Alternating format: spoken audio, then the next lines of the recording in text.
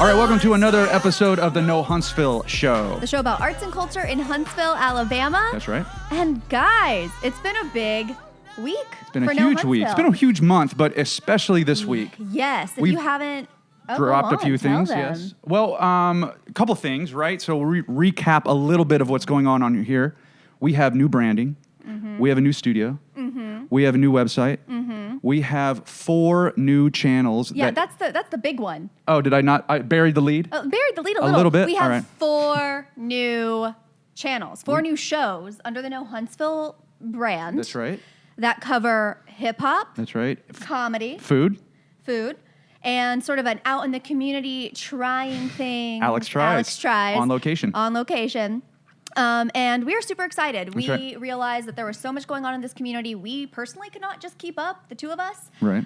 So we brought in some experts in their fields, and they are hosting their own shows. They are amazing people. We have posted them all. So if this is the first thing you're seeing, go to our playlists. They're all under playlists now. That's right. And check out all of their episodes. These guys are great. We're so excited to have them on the team and to be able to bring you more diverse content about Huntsville. Yeah, and so these channels will be growing as long as Huntsville keeps growing, and we don't see an end to that. But also we have some merchandise that we want to keep promoting that keeps these shows going. And then also we have all new sponsors.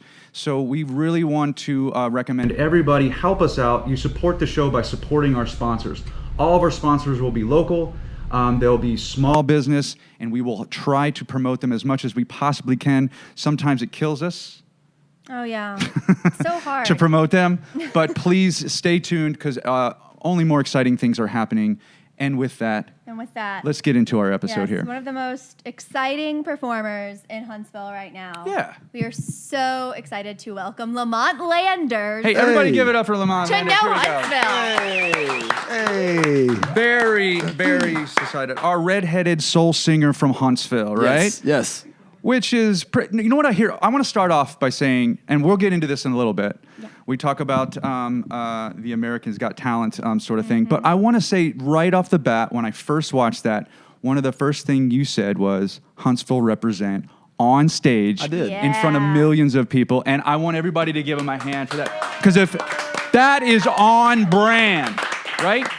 We need people out there pushing that this town is not backward in what everybody thinks it is. This is a great arts and culture, and you exemplify that. I want to say thank you so much. Tom, I would just like to tell you that I did it for this very reason. I said those words for this very reason. There. I knew this moment was going to come. I would get my due. Right. And, so I was just trying to get these bigger shows don't matter when you come home. And I live here. I live here. There you go. That's exactly right. So I thought that was great, and again, we can go into that, but I want to go a little bit into the music you play. I think the first time people hear you and then they see you, there's like a what sort of a moment, which is really interesting, right? And you've had this kind of this really soulful voice for a long time. I watched what was, I think, your kind of first step out onto the big stage was this viral video got posted by your sister or something, right? Filmed you in front of your piano at your house or something like that. No, that was my aunt and uncle's house. Okay. I can't afford a piano.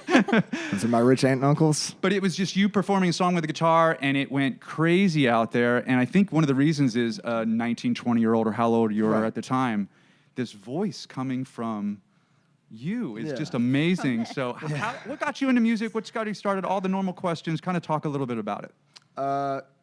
I don't know, man. It's just weird. I honestly shouldn't be playing music. Like, I think about it a lot. Like, the lifestyle that I'm in is not one that I necessarily thought I would find myself in. Mm-hmm. If you asked any of my high school classmates, they would say, absolutely not.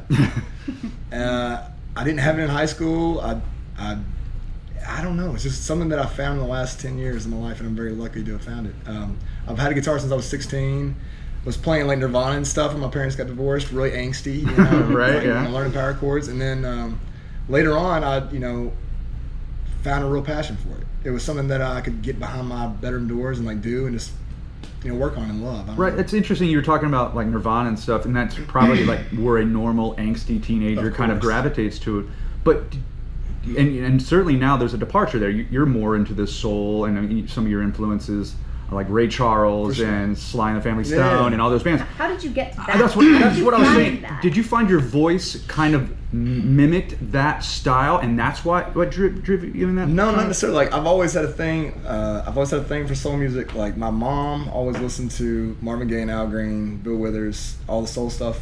Stevie Wonder. My dad was like Leonard Skinner, Stevie Ray Vaughan, Allman Brothers. So I got the guitar stuff from my dad and the soul stuff from my mom. But as you're growing up, you find that whatever your parents listen to, you're like, that is the lamest stuff, and I'm not going to listen to it. And then later on, as you get older, you're like, actually, no, that's the coolest stuff. And so I kind of came back full circle to it.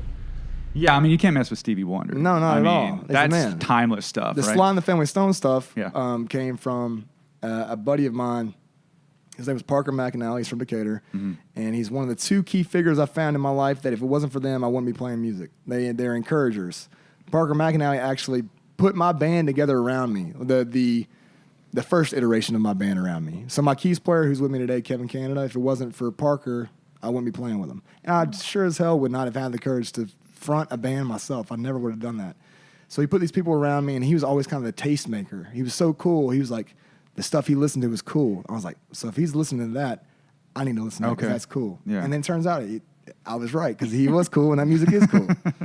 So Parker McAnally, thank you. Well, there you go. That's awesome. So how have you found that from those beginning days when you were sort of finding your voice and finding your footing as a frontrunner of a band to now that you've evolved as a musician and as a performer? Right. I would not have, if I did call myself a musician in those early days, I would have done so incorrectly or without good founding. Like now I can confidently call myself a musician and confidently say that's what I am, that's what I do for a living. When you first start, you don't really know. I didn't know what the hell I was doing at all. I couldn't lead a band. I couldn't really play music. And I sure as hell couldn't sing. If I go back and listen to the early days of me singing, I cringe. So it's just the more you do something, with repetition comes confidence, a mastery of, and I'm still not at mastery level, but you're on that journey towards mastery, and you get better and better the more you do it.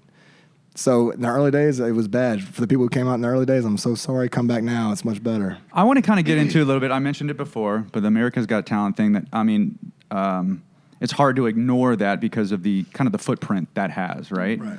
And I'm sure some things have changed for you since that happened. But I just wanted to kind of comment on at least what the audience, me being the audience, not the people who were in there, got to experience from that, right? So I want to talk about some aspects that kind of I was curious about. So, and you got to tell me about how editing, the editing is always a little different than what people actually say. So we can kind of talk about that. But I noticed when you were playing, and then everybody seemed to be into it. Like the other judges were into it. Oh no! And Simon was the only dude that wasn't. And then it seemed like when Simon wasn't, then everybody else wasn't. Right. I mean, that's the first thing I noticed. I rewatched it today, and I was like, you know what? Everybody's kind of moving to it, and the audience was into it. And Simon put his hand up, and that's where everybody kind of fell into it. Oh, yeah, you're making sense here. So did you get a sense of that? Is that what your opinion was of it at the time? At the time, and if you go back and I always say check the tape. If you check the tape, I can't say legally. There are some abrupt moments or things seem like what's going on here. It doesn't flow quite logically. Well, I can't say that's all I can say. But I will say if you look at Gabrielle Union, there's a moment you look at Gabrielle Union's eyes and Julian Huff's eyes when I'm playing Let's Stay Together. The eyes don't lie. Check the tape. They were into it. The eyes don't lie. That's what I'm saying because I was into it too, And I was like, oh, this is good. This is working. And then, so that's the part that got me a little bit. I guess for me listening to you, like both songs were amazing and your performance was great on both. And I personally, obviously I'm no Simon Cowell, but I didn't see your second performance and go, oh yeah, he really much better. upped the game here. I was like, no, he's still amazing. Right. And and I told him that, in the interim, like when I went off stage, I was like, if it seemed like it was feigned that I was gonna not come back, that was genuine. I was really contemplating not coming back. Not as like a dismissal to the show. I mean, it's a great platform. It's just I wasn't feeling it. I didn't think just when you're around a person that you just don't vibe with quite right, you're like, I need to get myself out of the situation. So those were real thoughts, and I was really thinking about leaving. Did you have a heat flash and like, oh, this is going bad, and this is from a lot of people? I mean, did you No, get any of that? no. You're cool and calm. Yeah, no, it Not was- like me. I would have been like, what the Well, hell it's- am I Gosh, doing here? Tom would have jumped at Simon Well, I would have been Cowell. fighting. Yeah, that's what I'm saying. I've done shows like that in the past. Yeah. Like I've done ones that have not aired. I did 2 that never aired when I was younger. I did the X Factor when I was like 19 or 20, and Simon Cowell was actually a judge on that. What? Are you Yeah. kidding? Remember you? No. No, he didn't remember me at all. But X Factor. I remembered him, and I remember him saying when I was 19, I was, I'm like, I'm goofy looking now, but I was like, at 19, I was extremely. So he said, I love your voice, but I wish it was in a different body. So I never forgot that. He said that? Hell yeah, he said that. So when I was up on stage this time, I was like, dude, we're not doing this again. This is not happening the same way twice. Like, I'm not doing that. Oh goodness. Okay. So, that tidbit of experience, allowed me to already have the experience of getting shaken up and allowing somebody to walk all over you. And I think maybe that helped me out by not getting shaken up. Growing up in Decatur, Huntsville might as well have been Nashville to me when I was in Decatur. It seemed like the biggest city, like for real. Like, Yeah. And Yeah. so after I went to college and I came back, me and my wife decided to move to Huntsville. And I was like, how can I ingratiate myself in this music scene? And I started going to the Blues Jam, the Saturday Night Blues Jam with the Lone Goose. Freddie Faust, he's awesome. James Irvin, all those people, they like welcome me with open arms. I've met so many cool people. John and Alan at Listen Local, it's incredible. They've been super kind. And there's little pockets of, and y'all are doing the same thing. Y'all are doing the damn thing. Y'all are pushing content for the community, which is huge. That's why we brought you on the show, because we knew you wanted to say that Exactly. one day. And no, It's a trade. There it is. It's exactly right. An old soothsayer told me one day that this moment would happen, and look, it's come to fruition. But no, it's interesting going from the local community to the national scene, and it's different with these shows. I have no, delusions about it. Like you get 15 minutes, and then that's it. Right. Because I've had that experience before. My band did Showtime with Apollo. It was extremely mention cool. that, yeah. So cool, but you get that 15 minutes, and then it's done. So like you don't think you've made it if you haven't made it. Right, and we were talking earlier about the attention spans of Right, American, people, people who take in music.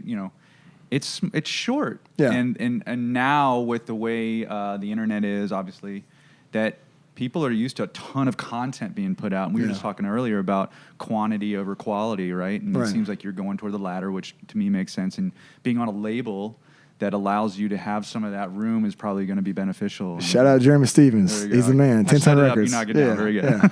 well, I've loved hearing about your journey and everything, but for those who haven't heard you yet, Yes. where can they hear you next? How can they see what's coming up for you? All that. So I will be at Moe's Barbecue in Providence on September 5th.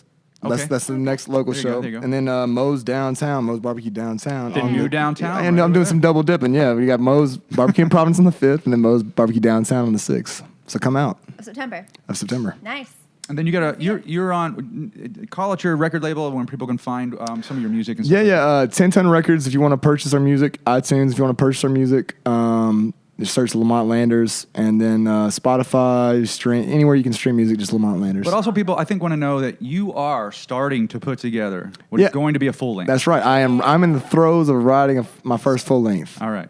We're not going to put any Can't dates wait. out there. No. Can't rush an artist. Ideally though, like my goal is to have it written by the beginning of 2020, January 21st. I want to have it all written and Okay. then Right. be in pre-production and then have it out hopefully by this time 2020 at the latest. Guys. Will you do us a favor? that? Will you come back in here when that's ready to drop? For and sure. Come in here and talk about it? For sure. Awesome. Absolutely. So what we're going to do right now, Let's hear some music. I'm looking Cool. behind you. I see a guitar over there.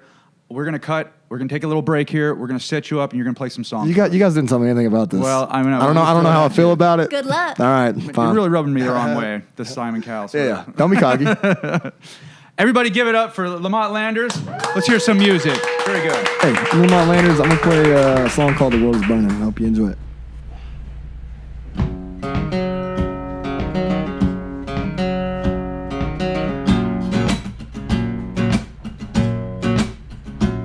My face, extension of my lips, I communicate.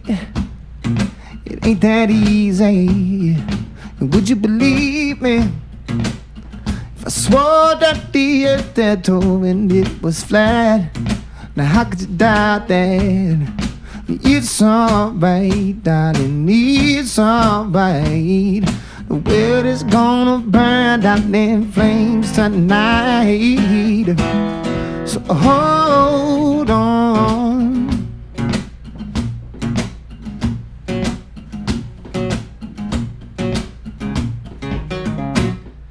Loosen my grip, just a hand of feeling back in my fingertips.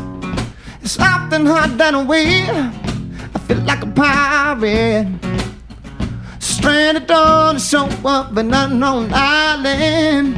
It's really exciting, isn't it? It's alright, darling, it's alright. The world is gonna burn down in flames tonight. So hold on, yeah. So hold on, yeah. Exasperated, my speech is slurred, but this hate I do believe. But since I can't see it, my imagination,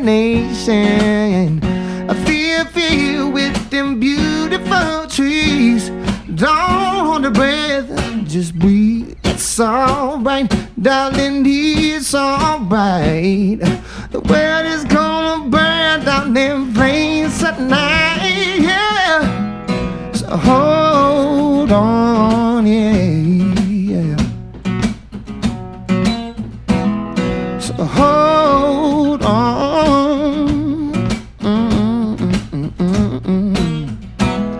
Just hold on, yeah. So hold on, yeah.